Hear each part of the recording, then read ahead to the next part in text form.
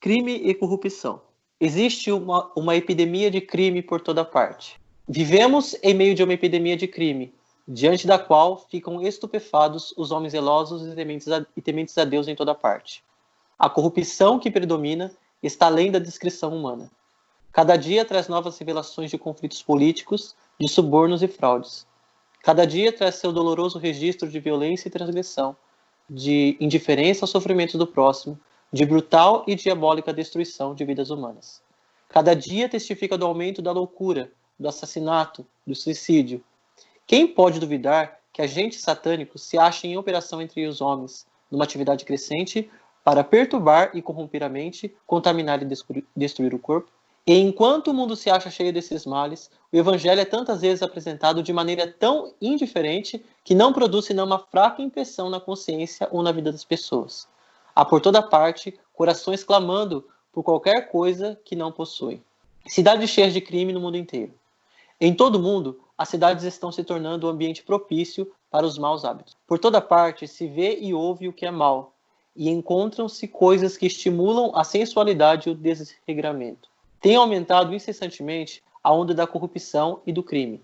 Cada dia acontece um registro de violência, roubos, assassinatos, suicídios e crimes indescritíveis. O aumento do crime resulta da rejeição de Deus. Realmente está vindo uma culpabilidade quase universal rapidamente sobre os habitantes das cidades, devido ao constante aumento de notória impiedade. De século a século, Satanás tem procurado conservar os seres humanos na ignorância dos beneficentes desígnios de Jeová.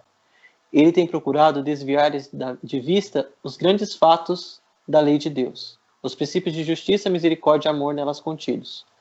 Os homens se gloriam do maravilhoso progresso e esclarecimento do século que estão vivendo agora, mas Deus vê a terra cheia de iniquidade e violência.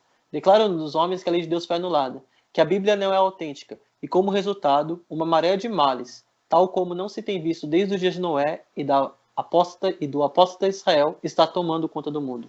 Nobreza de coração, bondade, piedade são trocadas para satisfazer a cobiça por coisas proibidas.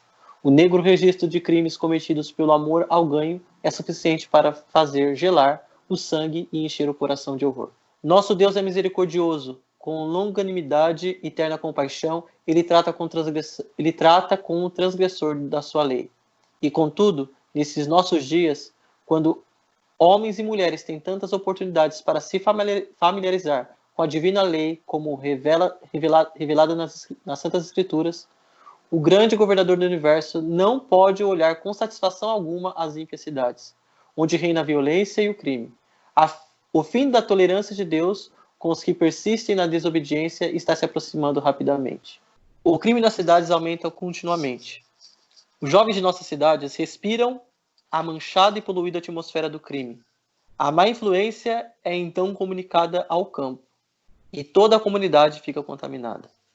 Os governantes não são homens de valor moral, mas homens bem supridos com os bens deste mundo, e não têm o desejo nem a disposição de controlar o crescimento dessa raiz de amargura que aumenta ano a ano. E é promovida e alimentada por publicações como essas que agora são vendidas em toda parte, e por histórias e descrições de práticas criminosas, como as que são encontradas nos jornais do dia. Deus olha com carinho para os jovens malfeitores. Os adultos e outros jovens veem esses menores infratores como fracos, decadentes, sem força moral, moralmente arruinados, que comunicam suas más práticas a outros. O coração dos pais é ferido. Irmãs e familiares falam dessas pobres pessoas como casos sem esperança. Mas Deus olha para eles com tristeza e carinho. Ele compreende todas as circunstâncias que os levaram à tentação, que os separaram de Deus. Como pode os jovens dessa geração escapar da terrível desonra de desperdiçar a herança que lhes foi dada por Deus, vendendo o seu direito de primogenitura, como fez Esaú, traindo os sagrados interesses que lhe foram confiados para a bênção da humanidade? Eles condescendem com apetite descontrolados e pela cobiça de obter dinheiro afundam em práticas desonestas. Esses pobres jovens precisam ser postos em contato com princípios bíblicos elevados e puros. Mas primeiro, a obra de restauração deve começar por oferecer-lhes alimento saudável e condições para manter limpo o corpo e o vestuário. E algumas centelhas de gratidão começarão a reluzir. Mas é interessante esse último parágrafo. O último parágrafo, esses pobres jovens precisam ser postos em contato com princípios bíblicos elevados e puros. Uhum. E aí ela fala, olha, para atingir esses princípios bíblicos elevados e puros, ela fala da base. Sim. Primeiro, a obra de restauração deve começar por oferecer-lhes alimento saudável e condições para manter limpo o corpo e o vestuário. Então, olha só, justamente aquilo que a igreja está meio que deixando ao bel prazer, que é alimento saudável e condições para manter limpo o corpo e o vestuário. Então, olha só, a importância da alimentação e do vestuário, junto com a higiene, né? Na busca de princípios bíblicos elevados e puros, conforme o que ela diz. Né? Então, se a gente for parar para pensar, né?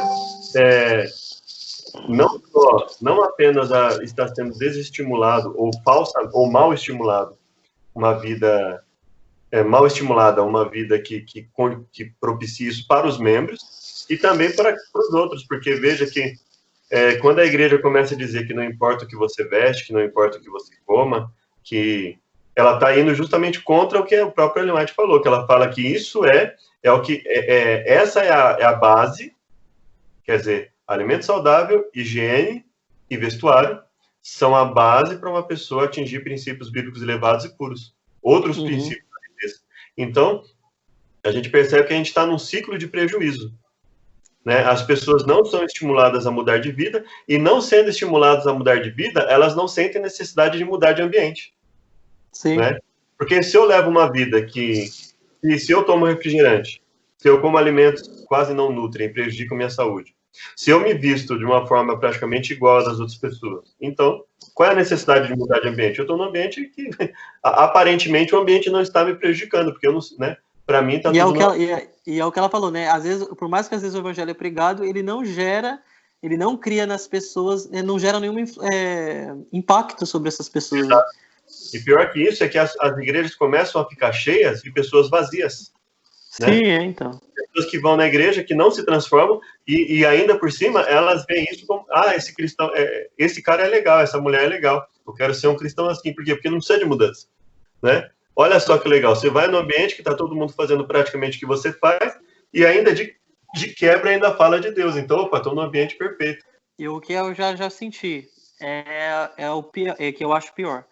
Depois, quando você está algum tempo na igreja e aquela sua carência espiritual não é suprida porque você não foi estimulado a buscar corretamente a Deus, você começa a falar assim, puxa, eu já estou há tantos anos na igreja e o que eu mudei? E aí quando você começa a ver que você não mudou em quase nada, isso gera em você uma tristeza e um desânimo. Fala, por que eu vou continuar nesse lugar? Tá entendendo?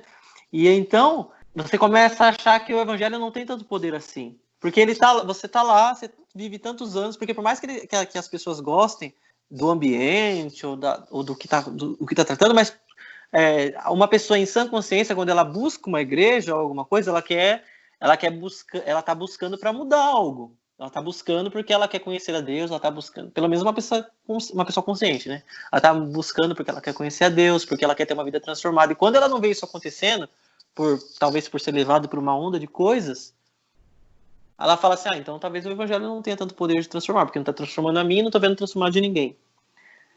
Então, eu acho que isso é triste. Então, quando você fala assim, quando você começa a ver que o evangelho tem poder de transformação na sua vida, que Deus te proporciona, olha, se você quer ter mudança de vida, olha, siga nesse caminho, você começa a ver mudanças de fato efetiva espirituais, aí você passa a ter que, você fala, puxa, então isso te inflama de uma tal maneira, aí você tem mais entusiasmo mesmo de falar, mas talvez com mais certeza daquilo que você está falando, né? Então acho que o que está acontecendo, acho que pregar contra tudo isso, contra uma mudança é a mesma coisa que você falar assim para um viciado, para de usar droga, mas continue na Cracolândia. Né? Então não use crack, mas você não promove meios para aquele viciado sair dali, ir para um local melhor.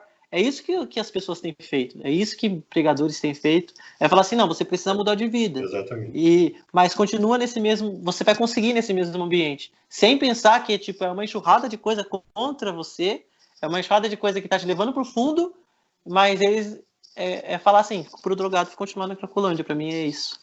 Eu digo assim, quando nós vamos evangelizar, no capítulo 1 estava falando, né, que Enoque, ele andava com Deus, ele vivia de lugares afastados, e quando ele, acredito que ele via as pessoas querendo, ele levava as pessoas até onde ele para lugares também mais afastados. Por quê? Porque ele sabia que aquilo ia facilitar um processo de restauração mais completa, né? Então é isso que eu tô falando. Então viver no campo muitas vezes, o que a igreja não tem feito, infelizmente, e nunca fez, dar oportunidade, se a igreja tivesse feito, ou se tivesse tido um despertamento anterior, as pessoas se ajudarem nesse sentido, e como os novos conversos, e até mesmo os antigos, seriam beneficiados com isso, sabe? De lutas que talvez que travam há muitos anos, seria muito mais fácil vencer, né? E isso ia ter um poder muito mais transformador e muito mais restaurador na vida das pessoas que às vezes não tem hoje, né? Verdade. Infelizmente é o que a gente tem visto, né? E algumas pessoas, alguns teólogos ainda perguntam para as pessoas que defendem: você já mora no campo, né? Então. Não, como se para morar no, como se. Não, como assim? Como se unicamente só sabe dos benefícios de quem mora no campo, quem mora lá, né? Como se não. Não, e, assim, e como se para as pessoas que passem a morar no campo não precisou de ter uma consciência de que precisava ir. Né? Exatamente, porque se a pessoa está querendo ir e algo que é bom para ela, eu devo estimular, né? Falar, olha, se planeja, mas vai, não ficar falando, você mora lá, então o que você está defendendo? Ela está defendendo que ela viu que é bom, ela está vendo que é bom, né? Sim. Então ela tem que ser estimulada e não desestimulada, né?